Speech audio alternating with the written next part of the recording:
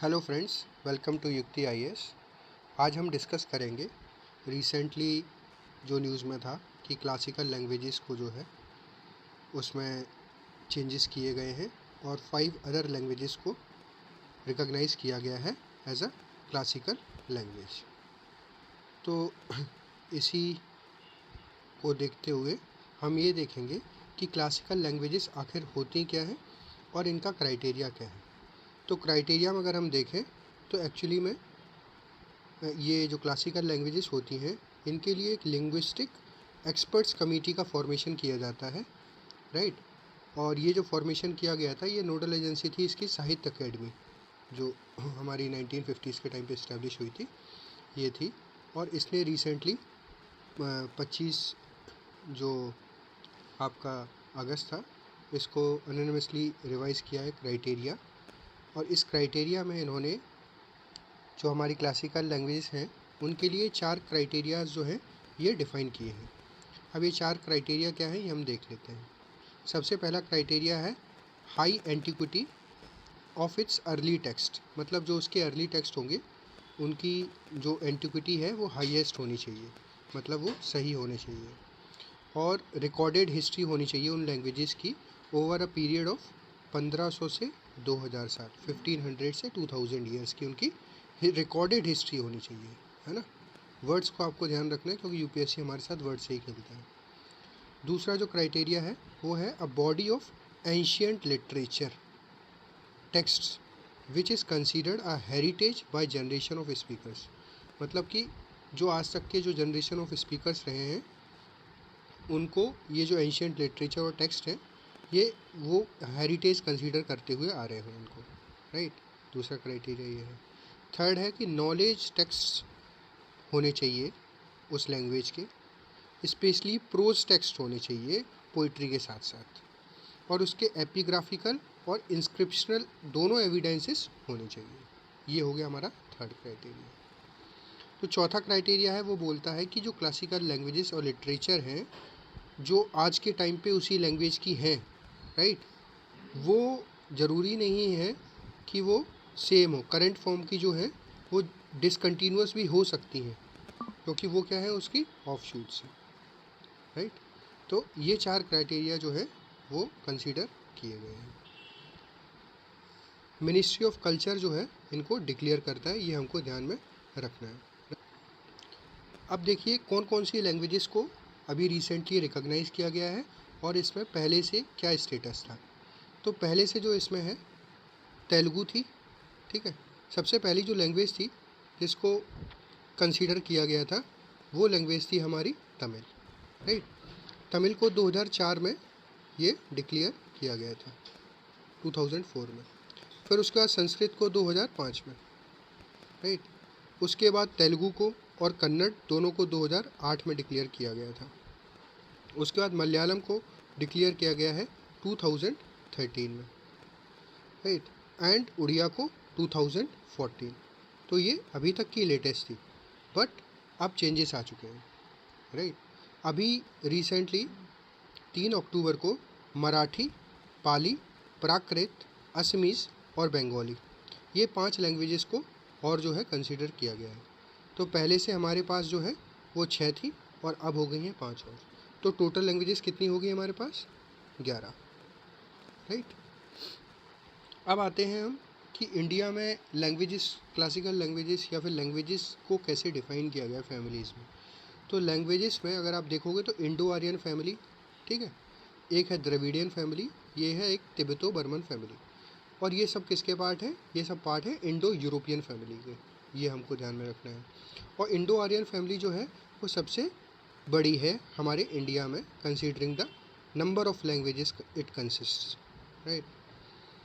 तो जैसे कि हम देखते हैं जो ये हमारी जितनी भी लैंग्वेजेस हैं 11, इनमें से जो कन्नड़ है, तमिल है, तेलुगु है और मलयालम है ये आती हैं द्रविडियन फैमिली में।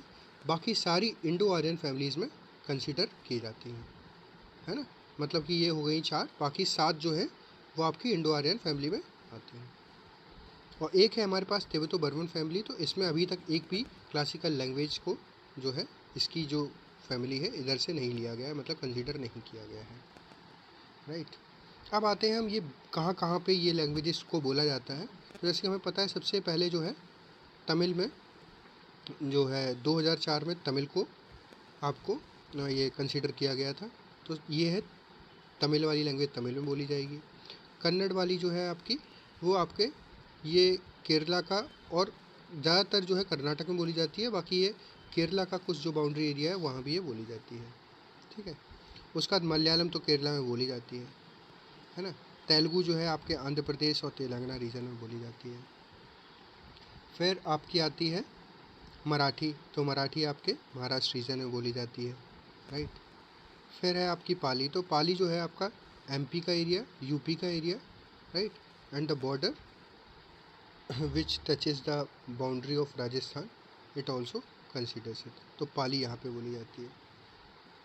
मतलब बोली क्या जाती है, पाली तो है, आज प्रेजेंट फॉर्म में पाली कोई नहीं बोलता है, राइट। बट जो पाली के टेक्स्ट हैं या फिर ये ओरिजिनल जो इसकी हम बोल सकते हैं जो इसका बॉर्न है वो यहाँ से कंसीडर किया जा सकता है, considering the evidences which we found, right. And other than that Prakrit जो है वो भी बोली जाती है, असमीज जो है आपके असम में बोली जाती है, right. And Bengali Bengal region में बोली जाती है। तो इसमें भी क्या है कि इन्होंने इंडो आर्यन फैमिली जो है ना इसको भी मतलब कि डिवाइड कर दिया गया है ना। तो ये हो गई सदर्न वाली हो गई, राइट। ये जो है आपका ईस्टर्न हो गया, ये आपका हो गया मिडिल इंडो आर्यन। तो ऐसे करके इसको डिवाइड कर दिया गया है, राइट। अब हम आगे देखते हैं। तो अभी तक तो जो हमारे पास इंफॉर्मेशन थी ये जो स्टैटिक इंफॉर्मेशन है, राइट, ये this can be asked in the MCQ format. But what UPSC does that they ask questions related to the your approach related to classical language. तो वो ऐसा पूछ सकते हैं कि हाईलाइट करना है आपको सिग्निफिकेंस की, सिग्निफिकेंस क्या है रिकॉग्नाइजिंग क्लासिकल लैंग्वेजेस। मतलब अगर हम किसी लैंग्वेज को क्लासिकल लैंग्वेज रिकॉग्नाइज कर रहे हैं तो उसके क्या हमें परिणाम मिल सकते हैं, राइट। तो पहला जो सिग्निफिकेंस है कि जब हम इसको रिकॉग्नाइज करेंगे तो इससे क्या है कि हम कंस्ट्रक्ट कर पाएंगे जो हमारी इंडिया की रिच एंशियंट हिस्ट्री है, ठीक है, उसको हम जो है कंस्ट्रक्ट कर पाएंगे। क्योंकि जो हिस्ट्री होती है ना वो कंस्ट्रक्ट की जाती है, राइट। हिस्ट्री पता थोड़ी ना होती है किसी को, हिस्ट्री जो है हम बुक्स के थ्रू, एविडेंसेस के थ्रू, राइट, जैसे जैसे हमको मिलता जाता है तो उसको कंस्ट्रक्ट किया जाता है कि हाँ कुछ बाबरनामा मिली तो हाँ बाबर था उस टाइम पे, फिर उसके बाद कुछ और टेक्स्ट मिले, है ना, फिर हुमायूं नामा मिली तो हाँ हुमायूं था, राइट, एंड गुलबदन बेगम थी। तो इस टाइप की चीज़ें जो है कंस्ट्रक्ट की जाती हैं थ्रू द एविडेंसेस। तो हम ancient rich history of India can be reconstructed और constructed through these old text and their scriptures. दूसरा सिग्निफिकेंस है कि हम इम्प्रूव कर सकते हैं जो प्रेजेंट एजुकेशन सिस्टम है। कैसे कि रिकंस्ट्रक्ट कर सकते हैं हम जो प्रेजेंट लैंग्वेज हैं, अभी जो हमारे पास लैंग्वेज हैं वो लैंग्वेजेस क्या हैं कि उनमें काफ़ी सारी ऑफशूट्स हैं, तो उसमें काफ़ी सारे फ्लॉज भी हो सकते हैं। लेकिन जो उनका ओरिजिनल वर्जन है वो जब उस पर रिसर्च की जाएगी रिकॉग्नाइज करने के बाद तो हमको वो मिल सकता है। तो ये एक तरीके से रिकंस्ट्रक्शन हो गया प्रेजेंट लैंग्वेजेस का। तो इससे हमारा एजुकेशन सिस्टम जो है उन लैंग्वेजेस का, कन्नड़, मराठी, बंगाली, तो इनका इम्प्रूव हो जाएगा। थर्ड जो हमारा सिग्निफिकेंस है कि ये हमको हेल्प करेगा किसमें, प्रिजर्व करने में रिच एंशियंट लिंग्विस्टिक डाइवर्सिटी जो है इंडिया की। मतलब जो हर जगह पे अलग अलग लैंग्वेजेस बोली जाती हैं उसको मतलब जो एंशियंट लिंग्विस्टिक डाइवर्सिटी बोल सकते हैं। तो ये कैसे हेल्प करेंगे प्रिजर्व करने में कि हम नए एजुकेशनल इंस्टीट्यूट सेटअप करेंगे। जब किसी लैंग्वेज को क्लासिकल लैंग्वेज का दर्जा दिया जाता है या स्टेटस दिया जाता है तो उसके लिए कुछ पहल की जाती है, ठीक है। उनमें से एक ये पहल है कि नए एजुकेशनल इंस्टीट्यूट सेटअप करना, रिसर्च जो है उसमें प्रमोट करना, ठीक है, साहित्य अकेडमी का अवार्ड देना, तो ये सब चीज़ें होती हैं। अब आगे आते हैं। तो रिकॉग्निशन जो है, चौथा पॉइंट है रिकॉग्निशन जो है उसकी वजह से क्या होगा, it will result in research on them which will showcase the evolution of the language. तो इससे हमें जो लैंग्वेज है, ठीक है, उसका इवोल्यूशन भी पता लगेगा कि वो कैसे कैसे इवॉल्व हुई, ठीक है, उसकी पूरी ग्रामर जो है, ठीक है, उसको हम अच्छे से कर पाएंगे। तो ये एक चीज़ हो गई। And the fifth and most important point कि ये वाइडन अप कर देगा horizon of these languages to be recognized at the international platform and will give them the due respect.